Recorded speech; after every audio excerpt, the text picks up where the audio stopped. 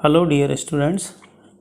आज हम coordination compound में आगे जो है आइसोमेरिज्म टॉपिक करेंगे। आइसोमेरिज्म टॉपिक आपने जैसे ऑर्गेनिक केमिस्ट्री 11th में पढ़ा होगा स्टार्टिंग में। Those compounds which have same molecular formula but different in structure called isomers and this phenomenon is called isomerism. ठीक है, सेम यहीं पर ही है, थोड़ा सा मॉडिफाई कर सकते हैं। Two or more compounds having same molecular formula but different arrangement of atoms are called isomers and this phenomenon is called isomerism. Complex compounds have two types of isomerism, structural isomerism and stereo isomerism. दो तरह का हो गया, structural and stereo isomerism. Structural isomerism further divided into 7 part and stereo in 2 part.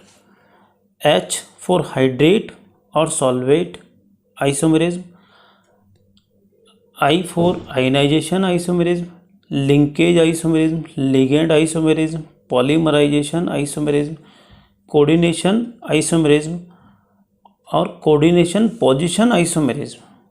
ठीक है, similarly stereo में geometrical isomerism and optical isomerism. थोड़ा सा याद करने का ट्रिक देख लीजिए। HILL हिल, PCC यानी peace go, hill peace go यानी पहाड़ों पर शांति है, वहाँ पर आइसोमेरिज्म पढ़ने के लिए जाओ। क्लियर। अब हम यहाँ पर स्ट्रक्चरल आइसोमेरिज्म की बात करते हैं। तो स्ट्रक्चरल आइसोमेरिज्म में आगे आप देखिए कि फर्स्ट आ रहा है हाइड्रेट और सॉल्वेट आइसोमेरिज्म। हाइड्रेट और सॉल्वेट आइसोमेरिज्म की बात करें तो पहला आप देख लीजिए कि कोई भी कॉम्प्लेक्स है उसमें H2O मॉलिक्यूल यानी H2 एज ए सॉल्वेंट है, इसलिए H2O का आना ज़रूरी है। जब भी आप इस तरह का कॉम्प्लेक्स कंपाउंड देखें और उसमें H2O तो समझ लेना उसमें हाइड्रेट और सॉल्वेट आइसोमेरिज्म होगी। इसकी डेफिनेशन के पहले हम आइसोमेरिज्म या इसके आइसोमर्स देखते हैं। देखना ढंग से, ये इस कंडीशन में वायलेट कलर होता है। अब देखिए सेम मॉलिक्यूलर फार्मूला होगा, H2O एक कम कीजिए, एक Cl को अंदर लेकर के आइए ताकि इसका कोऑर्डिनेशन नंबर 6 रहे। हमेशा कोई भी आइसोमेरिज्म है एक तो ऑक्सीडेशन नंबर, ठीक है, और एक कोऑर्डिनेशन नंबर, ये चेंज नहीं होते हैं। इस चीज़ का ध्यान रखना, क्या क्या चेंज नहीं होते हैं। चाहे कोई सा भी आइसोमेरिज्म हो, ऑक्सीडेशन नंबर मेटल का चेंज नहीं होगा और मेटल का कोऑर्डिनेशन नंबर चेंज नहीं होगा। ठीक है। अब देखिए एक H2O बाहर गया तो बाहर Cl कितने बचे हुए हैं, 2 और डॉट H2O। ठीक है, जैसे ही H2O बाहर आया तो इसका कलर क्या हो गया, ब्लू ग्रीन।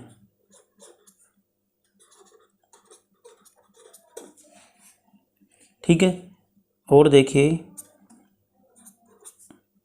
एक H2O को और बाहर ले जाओ और एक Cl को अंदर लेकर के आ जाओ तो यहाँ क्या हो गया, Cl2। देखिए यहाँ कोऑर्डिनेशन नंबर 6 था, oxidation number 3, coordination number 6, oxidation number 3, coordination number 6, oxidation number 3। यहाँ क्या आ जाएगा, 2H2O। जैसे ही H2O बाहर गया, Cl अंदर आया तो इसका कलर क्या हो जाएगा, डार्क ग्रीन। तो बड़ी सिंपल सी चीज़ है कि इसका डेफिनेशन कैसा होना चाहिए। आप सोचिए, कोऑर्डिनेशन स्पेयर से H2O को बाहर और बाहर के जो एनायन को कोऑर्डिनेशन स्पेयर में रिप्लेस करने पर जो आइसोमेरिज्म होती है वही क्या होती है, हाइड्रेट और solvate isomerism. The compounds which have the same molecular formula but differ in the number of solvent molecules present as ligand. Solvent molecules present as ligand means present in coordination pair, ठीक है। And as free solvent molecules present outside the coordination pair in the crystal lattice are called solvate और hydrate isomerism, ठीक है। अब इस तरह के हम और भी कई एग्जांपल्स ले सकते हैं, जैसे एक अपन लेते हैं कोबाल्ट का कॉम्प्लेक्स। अदर एग्जांपल्स की बात करें तो यह आ गया आपके कोबाल्ट एक आप ले लीजिए। H2O तो चाहिए ही चाहिए क्योंकि अपन हाइड्रेट पढ़ रहे हैं, ठीक है। एक आप लीजिए Cl और एक कोई भी बाइडेंटेड लिगेंड जैसे En2 ले लिया। अब इसका आइसोमर कौन सा होगा बताइए। जैसे मैंने यहाँ Cl2 लिख दिया, देखिए coordination number 2 × 2 4 5 and 6 and oxidation number 3। अब आपको इसका ऐसा आइसोमर बनाना है जिसका कोऑर्डिनेशन नंबर भी 6 रहे और ऑक्सीडेशन नंबर भी 6 रहे। तो डेफिनेशन के अकॉर्डिंग क्या है, H2O को आप बाहर ले जाओ और बाहर के एनायन को अंदर एज ए लिगेंड रिप्लेस कर दीजिए। तो इसका आइसोमर कौन सा हो जाएगा, देखिए CO Cl थ्राइस, ठीक है, ट्वाइस, एक ही लेकर के आ रहे हैं, ठीक है, एंड En ट्वाइस। बाहर क्या आ जाएगा Cl.H2O। इसका मतलब ये क्या हुआ कि ये दोनों कौन से सॉल्वेट और हाइड्रेट आइसोमर्स हो गए। और देखिए और कोई एग्जांपल, जैसे यहाँ मैंने लिया कोबाल्ट की बात करें, CO NH3 अमीन लेते हैं इस बार, NH3 whole 4 H2O and Cl, clear. इसका आइसोमर क्या होगा बताइए, H2 बार Cl अंदर, क्लियर, बहुत इजी है। देखिए CO NH3 होल 4 Cl3, एक Cl बाहर बचा हुआ है, Cl2 आएगा बेटे, सॉरी एक ही आ रहा ना, Cl.H2O। अब जैसा अपन आयुपैक किया था तो बाहर जब H2 आ जाए तो क्या लिखते हैं, मोनोहाइड्रेट। दो H2 आ गए तो इसका नाम लिख करके और फिर क्या लिख देते हैं, डाईहाइड्रेट, क्लियर। और जैसे हम कोई एग्जांपल लेना चाहें, जैसे क्रोमियम का कोई सॉल्ट लेते हैं, सपोज ये एक क्रोमियम का सॉल्ट आ गया है, ठीक है। H2O तो अपने को लेना है, ये H2O तो कंपलसरी है इस आइसोमेरिज्म में, H2O तो कंपलसरी है, ठीक है। Cl2 और कोई न्यूट्रल और देखिए, जैसे पिरिडीन ले लिया सपोज, C6H5N होल ट्वाइस। तो कोऑर्डिनेशन नंबर देखिए, ये मोनोडेंटेड है, ये आपके न्यूट्रल हो गया, H2 हो गया, ठीक है। पिरिडीन में ये 5 आता है बेटे, C5H5 और N ट्वाइस। तो ये मोनोडेंटेड लिगेंड है, तो 2 2 और 2, तो कोऑर्डिनेशन नंबर क्या हो गया 6। ऑक्सीडेशन नंबर 3 करना है, एक Cl लगा दीजिए। क्लियर। अब आप इसका जो है आइसोमर बनाइए, तो इसका आइसोमर क्या हो जाएगा, H2O बार और Cl अंदर। ठीक है, तो यहाँ क्या आ जाएगा, H2O Cl एक अंदर आया, क्या आ गया, Cl3 एंड C5H5N पिरीडीन आ गया ट्वाइस, एक H2O बाहर गया, तो इसको क्या लिखेंगे, मोनोहाइड्रेट। तो ये आइसोमर्स हो गए। ठीक है, तो इसमें मेन चीज़ क्या है कि बाहर कोई भी एनायन है उसको लिगेंड में रिप्लेस कर दो, और जो लिगेंड है स्पेशली कौन सा, सॉल्वेट यानी H2O को बाहर कोऑर्डिनेशन स्फीयर के बाहर किससे रिप्लेस करेंगे, किसी एनायन से। एनायन को किस में, लिगेंड में ट्रांसफ़र कर देंगे। ठीक है, और H2O को बाहर ट्रांसफ़र कर देंगे। बस H2O का अंदर बाहर जाना ही क्या है, हाइड्रेट या सॉल्वेट आइसोमेरिज्म। ठीक है, इसका मेन क्या है, H2O होना चाहिए। ठीक है, नेक्स्ट अपन लेते हैं second, ionization isomerism, most MP है। आयनाइजेशन आइसोमेरिज्म का डेफिनेशन क्या हो सकता है, the compounds which have same molecular formula but give different ions in solution are called ionization isomerism। देखिए, इसको एक एग्जांपल से अपन समझने की कोशिश करें। जैसे कोबाल्ट का सॉल्ट है CONH3 whole 5 and Br, coordination number क्या आ गया बेटे, 6, और इसका ऑक्सीडेशन नंबर मैं बनाना चाह रहा हूँ 3। सल्फेट का 2 होता है, 2 माइनस, और Br माइनस 3 माइनस, उल्टा करो +3। ठीक है, अब जैसे ये आयोनाइज होगा तो क्या दे सकता है, CONH3 होल 5 Br 2+ और SO4 2-। ठीक है, इसका ही एक आइसोमर ये भी तो हो सकता है अपने, CONH3 5 SO4 Br। देखिए सेम मॉलिक्यूलर फार्मूला है, NH3 5 है, NH3 5 है, SO4 1 है, 1 है, Br 1 है, 1 है, कोबाल्ट है। ठीक है, अब इसको आयनाइजेशन करवाएं तो ये इस तरह से आयोनाइज हो जाएगा, CONH3 5 SO4 1+ और Br 1-।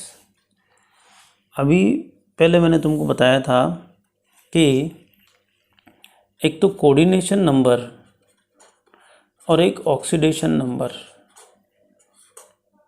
ये चेंज नहीं होते हैं। तो क्या चेंज हुए क्या, ये देखिए 5 + 6, कोऑर्डिनेशन नंबर 6 है, 5 + 6, ऑक्सीडेशन नंबर 2 1 3 2 1 3, यहाँ देखिए 6, ऑक्सीडेशन नंबर 2 1 3, कोऑर्डिनेशन नंबर 5 1 6, और ऑक्सीडेशन नंबर 2 1 3, यानी चेंज नहीं हुआ। तो मेन चीज़ यही है कि जो आइसोमर बन रहा है उसमें कोऑर्डिनेशन नंबर और ऑक्सीडेशन नंबर चेंज नहीं होना चाहिए। अब देखिए कि अभी जैसा अपन ने कहा था, the compounds which have same molecular formula but give different ions in solution, ठीक है, आर कॉल्ड आयनाइजेशन आइसोमेरिज्म। ठीक है, देखना किस तरह से आपके पास 2 बॉटल्स हैं,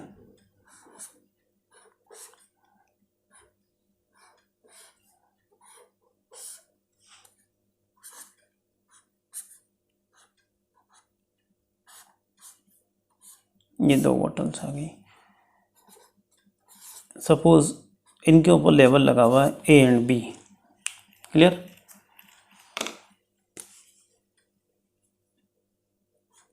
ये सॉल्यूशन की रिएक्शन, ये सॉल्यूशन है, आयनिक फॉर्म में है। इसकी रिएक्शन BaCl2 से कराएं और AgNO3 से कराएं तो क्या रिएक्शन होगी? सिमिलरली इसकी रिएक्शन भी AgNO3 से कराएं और इसकी रिएक्शन BaCl2 से कराएं। यह IMP क्वेश्चन है, कई बार आ चुका है। तो आपके पास 2 सॉल्यूशन हैं और बॉटल में पैक हैं, ठीक है। आपको ध्यान नहीं है कि कौन सा फार्मूला होगा। आपको तो ये बोल दिया है कि एक कंपाउंड है, उसका मॉलिक्यूलर फार्मूला क्या है, CONH3 5BrSO4, ये फार्मूला है बस। आपको ध्यान नहीं है कि इस फार्मूले के 2 सॉल्यूशन बने हुए हैं। अब कौन सा फार्मूला ए में है और कौन सा बी में है।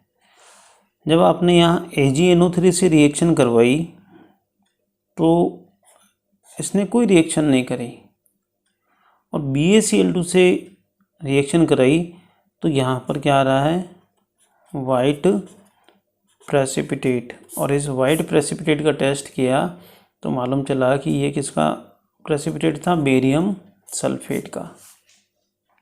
क्लियर? किसका था? बेरियम सल्फेट का। यहाँ देखिए, जब इसकी AgNO3 से रिएक्शन कराई तो यहाँ पर एक प्रेसिपिटेट बना। कैसा था? ब्राउन येलो, ब्राउन लिख देता हूँ, ठीक है। और यहाँ कोई रिएक्शन नहीं हुई तो जो ब्राउन बना वो किसका बना, AgBr का, ठीक है। अब वापस यहाँ चलिए, ये जो कॉम्प्लेक्स है कोऑर्डिनेशन स्फीयर, इसमें जो लिगेंड्स हैं उनको ब्रेक करना बहुत मुश्किल वर्क है, उनको ब्रेक नहीं कर सकते हैं। तो ब्रेक कौन होगा, आयोनाइज कौन होगा, बाहर जो आयन है। तो ये सॉल्यूशन फॉर्म में है, किस में है बेटे, इसमें। तो ये फ्री होगा, जब ये फ्री होगा तो बेरियम क्लोराइड से रिएक्शन करेगा, AgNO3 से रिएक्शन नहीं करेगा। किससे करेगा, बेरियम क्लोराइड से रिएक्शन करेगा। तो क्या बन जाएगा, बेरियम सल्फेट। बेरियम क्लोराइड से रिएक्शन किया, ठीक है। और बी में ये होगा, या फ्री कौन है, अब सल्फेट फ्री नहीं है। जब सल्फेट फ्री नहीं है तो बेरियम क्लोराइड के साथ रिएक्शन नहीं देगा। अब कौन है, Br फ्री है। और किससे रिएक्शन हो रही है, AgNO3 से। तो यहाँ क्या बनेगा, AgBr का प्रेसिपिटेट बनेगा। क्लियर? तो ये क्वेश्चन आता है, the compound which have same molecular formula, यानी CONH3 5Br and SO4 which have 2 isomers A and B dissolve in bottle A and B. A give white precipitate with barium chloride, whereas doesn't give or doesn't react with AgNO3. Similarly, in solution B, AgNO3 react with this solution and form a brown precipitate of AgBr, whereas it react with barium chloride doesn't, or we doesn't get any precipitate. Clear? अब इस तरह के और भी कई examples हो सकते हैं जो आपके ए और बी के क्वेश्चंस या एक्स वाई, यहाँ एक्स वाई भी आ सकता है, उनको देखते हैं अपन। जैसे अपन ने लिया कोबाल्ट का कोई लेते हैं CO NH3 होल 4 Cl2 और NO2 लिया सपोज अपन ने NO2, तो इसका क्या आइसोमर होगा बेटे बताओ, सोचो।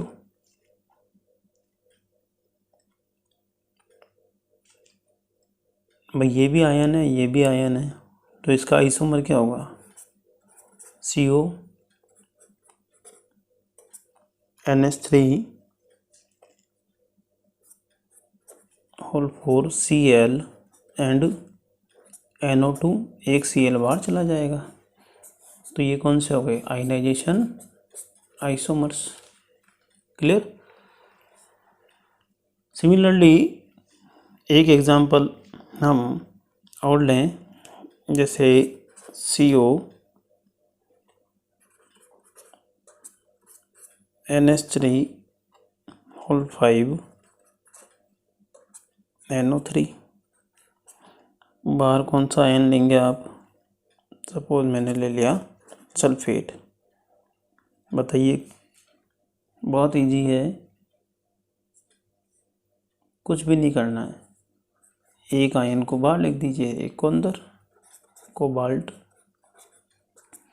NH3 होल 5 क्या आ जाएगा SO4 और ये क्या आ गया NO3, तो ये भी क्या दोनों हो गए आयनाइजेशन आइसोमर्स। क्या इनमें कोऑर्डिनेशन नंबर चेंज हो रहा है क्या, इसका कोऑर्डिनेशन नंबर और ऑक्सीडेशन नंबर क्या है बेटा, इसका कोऑर्डिनेशन नंबर क्या है 6, ऑक्सीडेशन नंबर क्या आ गया मेटल का +3, और इसका भी क्या आ गया 6 और +3, तो कोई चेंज नहीं हो रहा है। सिमिलरली यहाँ देखिए कोऑर्डिनेशन नंबर 6 और ऑक्सीडेशन नंबर +3, 6 और +3। और देखें, जैसे मैंने लिया प्लेटिनम एज ए मेटल लिया, मैं कोई भी यहाँ एक न्यूट्रल लिगेंड लेना चाहूँ, जैसे NH3 ले लिया 4 और आयन मैंने ले लिया Br2, ठीक है, Br2 को रिप्लेस कराएंगे Cl2 से, ठीक है, हो गया है। तो इसका आइसोमर क्या होगा NH3 होल 4 Cl2 अंदर और Br2 बाहर, ये भी क्या आ गए आयनाइजेशन आइसोमर्स, ठीक है। कोऑर्डिनेशन नंबर 4 + 2 6, ऑक्सीडेशन नंबर 2 2 4, यहाँ भी देखिए 6 और 4 ही होगा, इसका मतलब ये क्या है आइसोमर्स हैं। और भी आप कई तरह के एग्जांपल्स ले सकते हैं, ठीक है। तो ये सारे एग्जांपल्स किसके हो गए, आपके आयनाइजेशन आइसोमर्स के, ठीक है। Next, linkage isomerism. लिंकेज से अपने को लग रहा है कि कुछ ना कुछ बॉन्डिंग से रिलेटेड है, ठीक है। देखिए इस तरह की आइसोमरिज्म जिनमें एम्बीडेंटेड लिगेंड होते हैं, पहले भी अपन ने बात करी थी CN NC, ठीक है, CNO NCO, क्लियर। इसी तरह से CNS NCS NO2 ONO, और आप देखिए H2O3 थायोसल्फेटो भी ले सकते हैं अपन, क्लियर। तो ये इस तरह के जो नेगेटिव लिगेंड्स हैं उनमें होता क्या है कि यहाँ देखिए मेटल से कौन कनेक्ट है, मेटल से कौन कनेक्ट है कार्बन, और यहाँ मेटल से कौन कनेक्ट है नाइट्रोजन, ठीक है। सिमिलरली यहाँ पर नाइट्रोजन ऑक्सीजन, नाइट्रोजन यहाँ ऑक्सीजन और यहाँ पर नाइट्रोजन, यहाँ पर सल्फ़र और यहाँ नाइट्रोजन, या नाइट्रोजन और या ऑक्सीजन। यानी ये मोनोडेंटेड लिगेंड होते हैं और एक टाइम में एक ही इनमें कोई एटम मेटल के साथ बॉन्डिंग करता है, सिंगल एटम। दोनों कर सकते हैं लेकिन एक ही करेगा। तो ये कौन से हो गए? एम्बीडेंटेड लिगेंड। तो जहाँ पर भी आपको ये दिख जाए इस तरह के लिगेंड्स, तो समझ लो वहाँ पर कौन सी आइसोमेरिज्म होगी? Linkage isomerism. ठीक है, जैसे आपको बताएं, एक कोई भी एग्जांपल लें, CO NH3 होल 4 और 5 ले लें और यहाँ मैंने लिख दिया NO2 और Cl2। ठीक है, अब यहाँ कोऑर्डिनेशन नंबर देखिए 5 + 6 है। 6 के लिए ज्योमेट्री कौन सी होती है? ऑक्टाहेड्रल होती है। ठीक है, तो ये कोबाल्ट 1 2 3 4 5 एंड 6, ये ऑक्टाहेड्रल हो गया। अब यहाँ देखिए NH3 1 2 3 4, एक और बचा हुआ है 5, और यहाँ कौन कनेक्ट है? NO2। यानी यहाँ कौन डोनेट कर रहा है? ये कोऑर्डिनेट बॉन्ड है ना। यहाँ मेटल से कौन कनेक्ट है? आपके N। ठीक है, और ये यहाँ से आयनाइज फॉर्म में होगा तो यहाँ क्या आ जाएगा? 2+। तो ऑक्सीडेशन नंबर 2 + 1 हो गया 3। अब देखिए इसका क्या आइसोमर होगा? CO NH3 whole 5। अब आप ऐसा कीजिए कि इस Cl को क्या कीजिए? अंदर कर लीजिए। ठीक है, अंदर और बाहर वाला तो अपने मैटर कौन सा हुआ? आयनाइजेशन का हुआ। लेकिन अपन लिंकेज पढ़ रहे हैं तो यहाँ क्या आ जाएगा? ONO। क्लियर? और बाहर क्या आ गया बेटे? Cl2। तो अब देखिए इसी को ही कैसे करें? कोबाल्ट 1 2 3 4 5 6, NH3 NH3 NH3 5 है, 4 एंड 5। यहाँ देखिए यहाँ कौन डोनेट कर रहा है? ऑक्सीजन।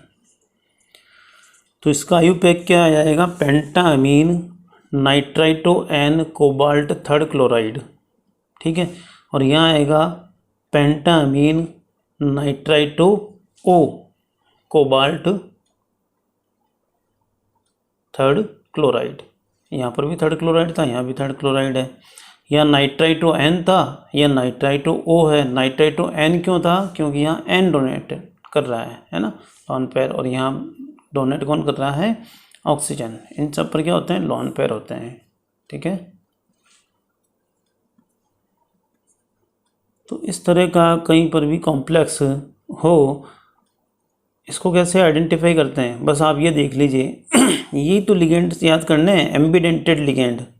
ठीक है, तो आपकी कौन सी आ जाएगी? Linkage isomerism. ठीक है, अब केवल लिंकेज चेंज होने की वजह से कलर भी थोड़ा डिफरेंट हो जाता है। क्लियर? यहाँ पर आप देखिए कि इसका कलर जो है येलो है। क्या है? Yellow.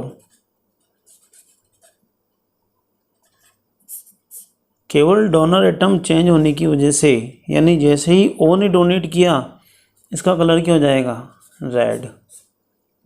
पेंटामीन nitrito N cobalt 3 chloride का क्या होगा? येलो। और pentammine nitrito O cobalt 3 chloride का क्या होगा? Red colour. तो इस तरह से हम इनकी डेफिनेशन देने की कोशिश करें। जैसे the compounds which have the same molecular formula but differ in mode of attachment of a ligand जैसे अभी अपन ने देखा NO2 और ONO, to the metal, clear, atom और ion, this type of phenomena is called linkage isomerism. ठीक है, ये definition हो गया।